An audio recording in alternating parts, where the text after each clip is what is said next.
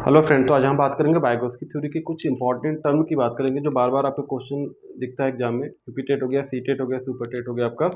तो zone of proximal development, अगर हिंदी में बात करते हैं इसको हिंदी में क्या बोलते हो आप? इसको हिंदी में क्या बोलते हो आप? संभावित विकास का क्षेत्र। ठीक है, उसको शॉर्टकट में बोलते हैं जेडपीटी। जेडपीटी है क्या आपका? Nothing but the that is the ZPD is what gap और you can say the difference between the what a child can do और विदाउट सपोर्ट।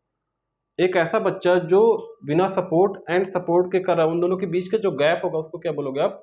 जेडपीटी हो गया, राइट। जैसे कोई बच्चा एक एग्जाम दे रहा है, एग्जाम क्या बच्चा करता है, एक अपने आप पढ़ के देता है और एक बच्चा क्या करता है, वही बच्चा सेम कोचिंग लेके कर रहा है, तो दोनों के बीच के जो नंबर का गैप आ रहा है तो उसको क्या बोलोगे आप?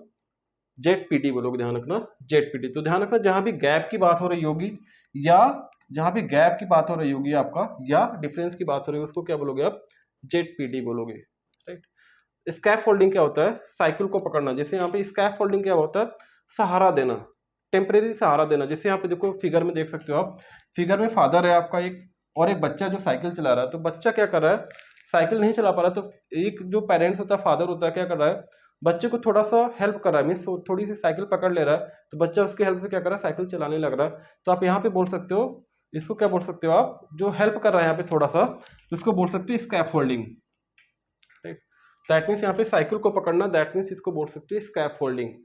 सहारा देना, टेम्परेरी सहारा। जैसे बच्चा एक न्यूमेरिकल कर रहा है, उसमें हिंट में फंस गया बच्चा, न्यूमेरिकल करते करते फंस गया, तो फादर ने क्या कर दिया, उसको थोड़ा सा हिंट दे दिया, तो उसको क्या बोले? हिंट को क्या बोलोगे आप? स्कैप फोल्डिंग बोलोगे। जैसे आप कोई न्यूमेरिकल सॉल्व कर रहे हो, क्वेश्चन सॉल्व कर रहे हो, बच्चे को नहीं समझ में आ रहा, थोड़ा सा आपने हिंट दिया, तो इस हिंट को क्या बोलोगे आप? स्कैप फोल्डिंग बोलोगे। ध्यान रखना। जेडपीटी क्या होता है? बालक को मदद मिलने पर सीखने का दायरा होता है, ठीक। एमक्यू होता है मोर नॉलेजेबल अदर।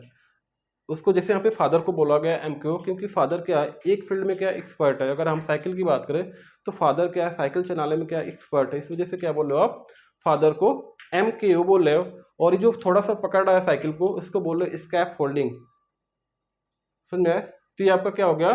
जेडपीटी के बारे में हो गया, स्कैप फोल्डिंग के बारे में हो गया, आपका एमक्यू के बारे में हो गया। उसके बाद हम इसकी बात कर सकते हैं, जैसे आपका ये है सेम टर्म में आपका जेडपीटी, आपका एमक्यू हो गया, आपका स्कैप फोल्डिंग हो गया। तो जेडपीटी क्या बोलते हो आप? संभावित विकास का क्षेत्र। जैसे आपका यूपी टेट का पेपर है, जैसे हमने बोला यूपी टेट का पेपर आपने दे रहे हो, यूपी टेट में क्या किया आपने? एक सेल्फ स्टडी की और एक आप कोचिंग करके नंबर पा रहे हो। तो सेल्फ करके करो, अगर हम सेल्फ की बात करें तो आपने पाए कितने पा गए? आपने 15 मार्क्स पा गए, राइट। अगर आप कोचिंग के थ्रू कर रहे हो, आपने 80 मार्क्स पाए। तो इन दोनों का गैप कितना हो गया आपका? 30 हो गया। नंबर का जो गैप हो गया क्या हो गया आपका? 30 हो गया। तो 30 को क्या बोलोगे आप? जेड पीडी बोलोगे। ध्यान रखना कि एक बच्चा जो है, एक छोटा सा बच्चा है, एक जो भी स्टूडेंट है, उसने क्या किया? अपने सेल्फ स्टडी के थ्रू क्या किया? 55 आउट ऑफ 100 की बात कर लेते हैं, 100 में कितने आ गए आपके? 50 आ गए। वही सेम बच्चा क्या करे? कोचिंग के थ्रू फाइंड आउट कितना किया? 80 मार्क्स आउट ऑफ 100। तो इन दोनों के बीच का जो गैप है कितना, डिफरेंस कितना? 80 माइनस 50 कितना हो गया? 30। तो 30 को क्या बोलोगे आप? जेडपीटी बोलोगे। आई थिंक कॉन्सेप्ट क्लियर हो गया आपका। एमकेओ क्या होगा आपका?